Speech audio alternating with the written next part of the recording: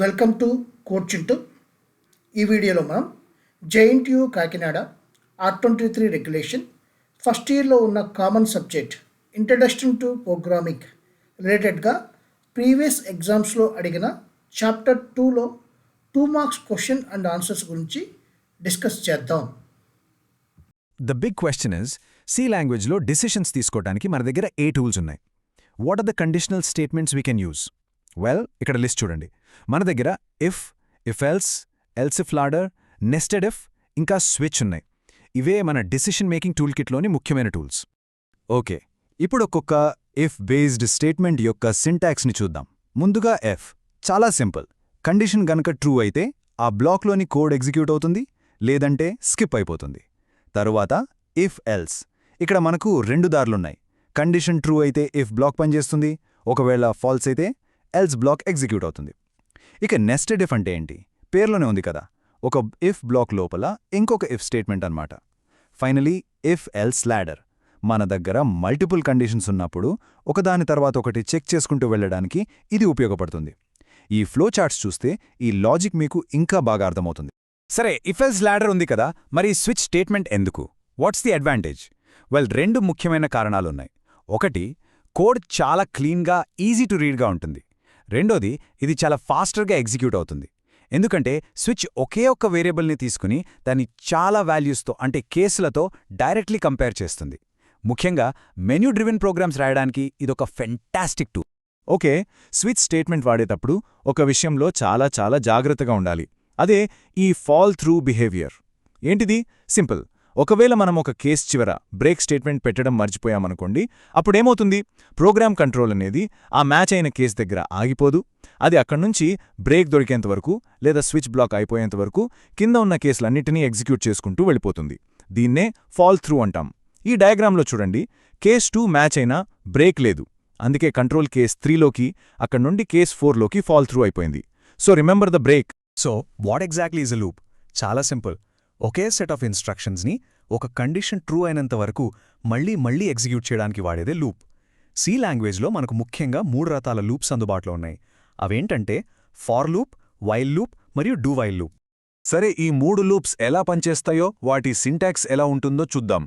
For loop చూడండి, initialisation, condition మరియు increment లేదా డిక్రిమెంట్ ఈ 3 ఒకే లైన్లో ఉంటాయి. చాలా కాంపాక్ట్గా ఉంటుంది. ఇక వైల్ లూప్లో కేవలం కండిషన్ మాత్రమే బ్రాకెట్స్లో ఉంటుంది. ఇనిషియలైజేషన్ ముందే జరుగుతుంది, అప్డేట్ అనేది లూప్ బాడీ లోపల జరుగుతుంది. Finally the do while loop. దీని స్పెషల్ ఏంటంటే ముందు డూ బ్లాక్ ఎగ్జిక్యూట్ అయి ఆ తర్వాత వైల్ కండిషన్ చెక్ అవుతుంది.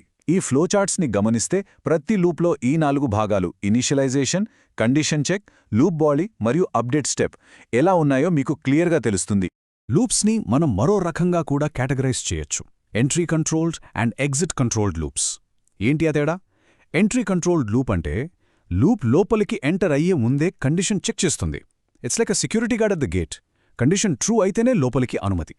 మన ఫార్ అండ్ వైల్ లూప్స్ ఈ రకానికి చెందినవి. మరి ఎగ్జిట్ కంట్రోల్డ్, ఇది దానికి ఆపోజిట్. ముందు పని చేసేస్తుంది, అంటే లూప్ బాడీని ఎగ్జిక్యూట్ చేస్తుంది. ఆ తర్వాత బయటకు వెళ్లేటప్పుడు కండిషన్ చెక్ చేస్తుంది. దీనికి perfect example do while loop. So, what's the most important practical difference between a while and a do-while loop? Idi chala critical point.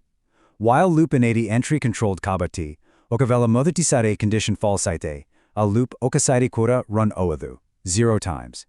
కానీ do-while loop అనేది exit controlled కాబట్టి, condition false అయినప్పటికీ, a do-while loop is guaranteed to execute at least once. ఇది గుర్తుపెట్టుకోండి. లూప్స్ని మధ్యలో control చేయడానికి మన దగ్గర 2 చాలా యూస్ఫుల్ స్టేట్మెంట్స్ ఉన్నాయి: బ్రేక్ మరియు కంటిన్యూ. రెండిటి మధ్య తేడా ఏంటో చాలా స్పష్టంగా తెలుసుకోవాలి. బ్రేక్ స్టేట్మెంట్ ఏం చేస్తుందంటే దాన్ని ఎక్కడైతే చూస్తుందో అక్కడతో ఆ లూప్ని పూర్తిగా ఆపేసి బయటకొచ్చేస్తుంది. Game over for the loop. మరి కంటిన్యూ, ఇది లూప్ని ఆపదు, కేవలం ఆ కరెంట్ ఐట్రేషన్ని అంటే ఆ ఒక్క రౌండ్ని మాత్రం స్కిప్ చేసి నేరుగా నెక్స్ట్ ఐట్రేషన్కి వెళ్ళిపోతుంది. The loop goes on. ఈ ఫ్లోచార్ట్ చూస్తే బ్రేక్ ఎలా బయటకొస్తుందో, కంటిన్యూ ఎలా మళ్లీ పైకి వెళ్తుందో క్లియర్గా కనిపిస్తుంది.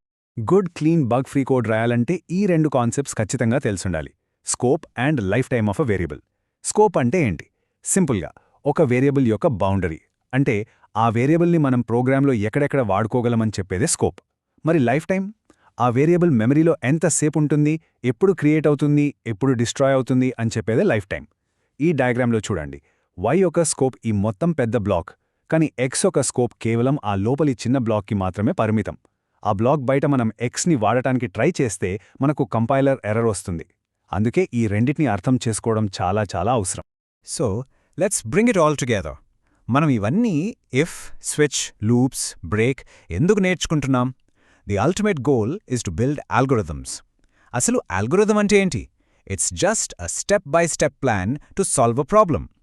మనం ఇప్పటిదాకా నేర్చుకున్న ఈ కంట్రోల్ ఫ్లో స్టేట్మెంట్స్ అన్నీ అవి కేవలం బిల్డింగ్ బ్లాక్స్ లాంటివి. ఈ బ్లాక్స్ని ఉపయోగించే మనం ఒక ప్రాబ్లంకి సొల్యూషన్ కనుక్కోవడానికి ఒక లాజికల్ పాత్ని, ఒక ఆల్గోరిథంని సి లాంగ్వేజ్లో రాస్తాం. So these are just tools, they are the fundamental building blocks for problem solving. ఇప్పుడు ఒక్కసారి ఆలోచించండి. ఈ కంట్రోల్ ఫ్లో టూల్స్తో మీరు ఏ రియల్ వరల్డ్ ప్రాబ్లమ్స్కి సొల్యూషన్స్ అంటే ఆల్గోరిథమ్స్ రాయగలరు. ఈ వీడియోలో ఉన్న కంటెంట్ మీ ఎగ్జామ్ ప్రిపరేషన్కి యూజ్ అయినట్టయితే please like, share and subscribe for more exam preparation related videos. Thank you.